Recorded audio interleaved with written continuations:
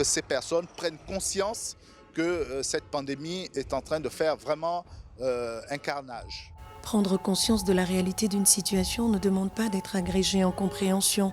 Peut-on simplement être responsable? Ce matin, nous avons eu une alerte sur une dame qui était en contact avec une personne qui se cache et qui était obligée de donner son nom et nous a dit malheureusement que cette personne avait honte de dire qu'elle présentait un certain nombre de symptômes. La Covid-19 n'est pas une maladie de la honte.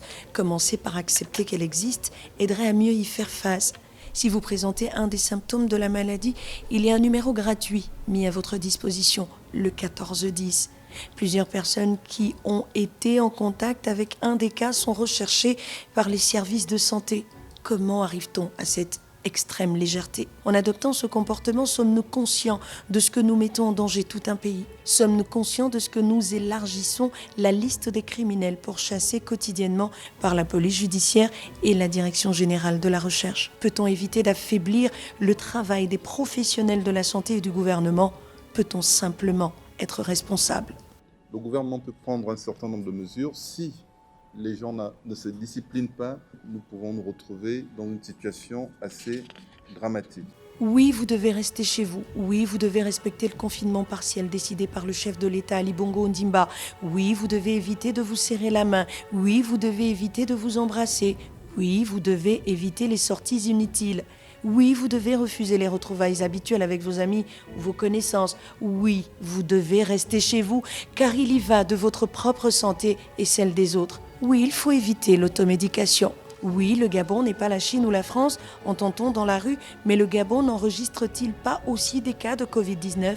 Les 6 actuellement dénombrés par les autorités ne sont-ils pas réels ?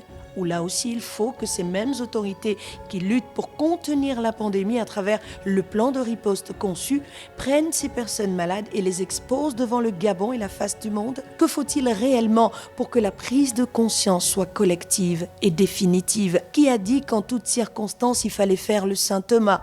Dans l'urgence, ne peut-on pas simplement choisir la vie, se protéger et protéger aussi les autres?